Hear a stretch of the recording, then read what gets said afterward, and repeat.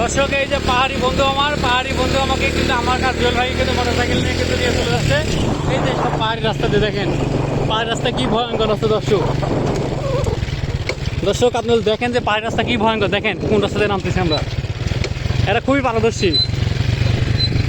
পারদর্শী দর্শক। আর এই পাহাড়ি রাস্তা দিয়ে কিন্তু গাড়ি চালানো খুবই দুষ্কর বিষয়।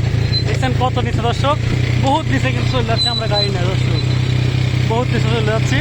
এই পাহাড়ি রাস্তা গাড়ি কিন্তু খুবই কষ্টকর একটা বিষয় চালানো, কিন্তু তারা খুবই পারদর্শী, যার কারণে কিন্তু তারা সুন্দরভাবে গাড়ি চালা। পাহাড়ি রাস্তায় কিন্তু আমরা গাড়ি চালাতে রাখলে আমরা কিন্তু দুর্ঘটনা হবো, পাহাড়ের উঁচু থেকে আমরা পড়ে যাবো স্লিপ করে। তারা কিন্তু ইঞ্জিল ব্রেক করে কিন্তু পাহাড়ি অঞ্চলে তারা গাড়ি চালাচ্ছে। এই দেশে কিন্তু ব্রেকটা হচ্ছে ইঞ্জিল ব্রেক। পাহাড়ি অঞ্চলে যারা গাড়ি চালাবেন, সেটা আমাদের বাংলাদেশে হোক, সেটা লাওসে হোক, সেটা বিভিন্ন দেশে হোক, যে অঞ্চলে পাহাড়ি আছে সেই পাহাড়ি অঞ্চলে গাড়ি চালাতে গেলে অবশ্যই কিন্তু আপনি ব্রেক কিন্তু সামনে ব্রেক করলে পড়ে যাবেন একবার পাহাড়ের নিচে।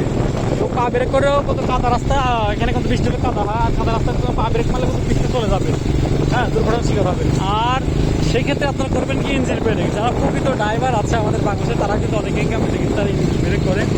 ইঞ্জিন ব্রেকের মাধ্যমে কিন্তু গাড়ি চালানো খুব সহজ। আমরা দেখেন আবারই দেখেন তারা কিন্তু উঁচু রাস্তায়, তখন আমরা ঢাল রাস্তায় নেমেছিলাম, এখন কিন্তু উঁচু রাস্তায় উঠতেছি। উঁচু রাস্তায় গিয়ার কিন্তু একে দিয়ে কিন্তু আমার ওই বন্ধু লাউলি কিন্তু উঠতেছে।